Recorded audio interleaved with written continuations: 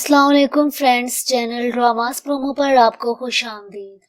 Viewers, drama serial Ertugrul गाजी की episode 61 में आप देखेंगे कि आखिरकार सिलजान को अपनी गलती का एहसास हो जाता है और वो हाइमा खानम के सामने अपने तमाम गुनाहों का एतराफ कर लेती है। सिलजान हलीमा से कहती है कि हलीमा, मैंने तुम पर बहुत ही जुल्म किए हैं, तुम्हारे खिलाफ मैंने बहुत सारी साजिशें की, अगर हो सके तो मुझे माफ कर देना। मैं तुमसे वादा करती हूँ कि हम दोनों हमेशा मिलकर रहेंगे। हलीमा जवाब में सिलजान को कहती है कि मैंने अपना मामला अल्लाह पर छोड़ दिया था और इंसाफ की उम्मीद मुझे मेरे अल्लाह से थी। शुक्र है अल्लाह ने यह दिन भी दिखाया जब तुम्हें हदायत आ गई।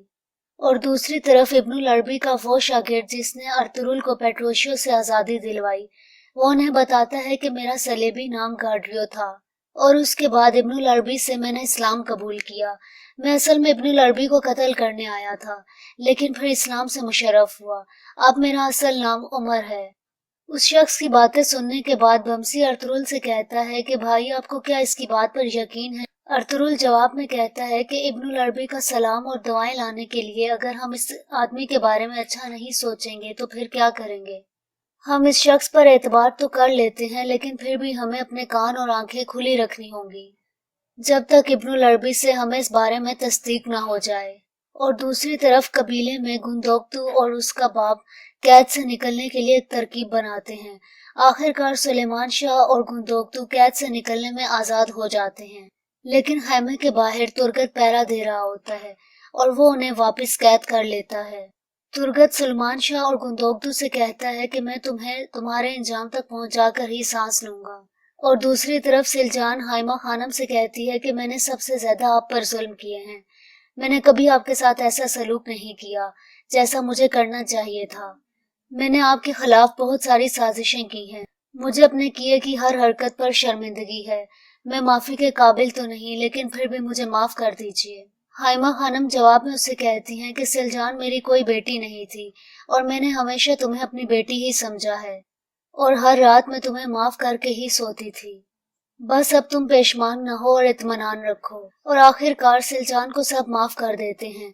और दूसरी तरफ कुर्दोगलू के दिल में अर्तुरुल का डर बैठ चुका है। उसको रात को सोते हुए ख्वाब आता है जिसमें अर्तुरुल उसे कत्ल करने की कोशिश करता है।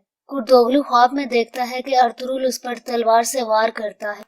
कुर्दोगलू घबरा कर नींद से उठ जाता है और सुबह के वक्त जब सुलेमान शाह और उसके खानदान को कबीला बदर करने की बारी आती है तो कुर्दोगलू उनके पास आता है।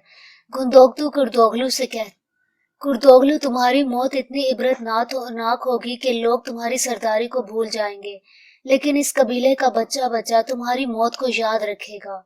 और दूसरी तरफ हाइमा खानम कबीले की औरतों को बताती हैं कि कुर्दोगलू लोगों के अमल से इतना डरा हुआ है कि हमें छुप छुपा के यहाँ से निकालना चाहता है।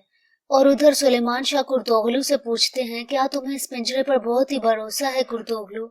वो जवाब में कहता है कि पिंजरे पर भरोसा नहीं है, मुझे अपने आप पर भरोसा है।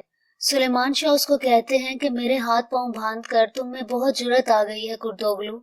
कुर्दोगलू जवाबन कहता है कि तुम भी बहुत जुर्रत वाले थे, लेकिन तुमने नरमी बरती। देखो नरमी बरतने का क्या नतीजा हुआ, सरदारी ही छिन गई तुमसे। सुलेमान शाह उसको कहते हैं कि कुर्दोगलू, तुम्हें इस गद्दारी का सारा इंजाम भुगतना पड़ेगा, लेकिन मैं ये सोच रहा हूँ कि जिस कबीले के लिए तुमने इतनी तगोदो की, एंड उम्र पर आकर तुमने इस कबीले के साथ क्यों गद्दारी की?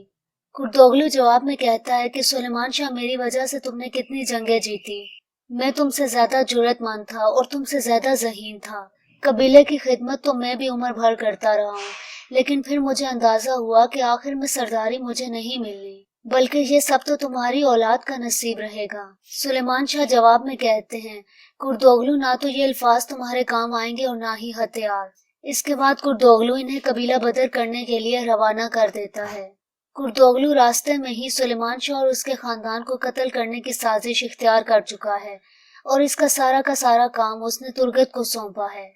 कुर्दोगलू तुर्गत से कहता है कि सुलेमान शाह को आखिर में मारना, ताकि वो अपने खानदान को मरता हुआ देख सके। गुंदोक्तू सिपाहियों से कहता है कि मैं अपने खानदान के साथ जाना चाहता हूँ, जिस पर वो उसे बताते हैं कि आपको अलग जाना होगा, ये कुर्दोगलू साहब का हुक्म है। और दूसरी तरफ कुर्दोगलू हलीमा सुल्तान को कबीला छोड़ने से रोक देता है। सुलेमान शाह उसको कहते हैं कि ये मेरी बहू है, इसे हमारे साथ जाने दो। गुंदोगदू समझ जाता है कि हलीमा को इसलिए रोका जा रहा है ताकि कुर्तोगलू अर्तुरुल को अपने जाल में फंसा सके। सुलेमान शाह कुर्तोगलू से कहते हैं कि अगर तुम्हारा सर नेज़े पर ना चढ़ाया और तुम्हारी मौत को इबरत न बनाया तो मेरा नाम भी सुलेमान नहीं।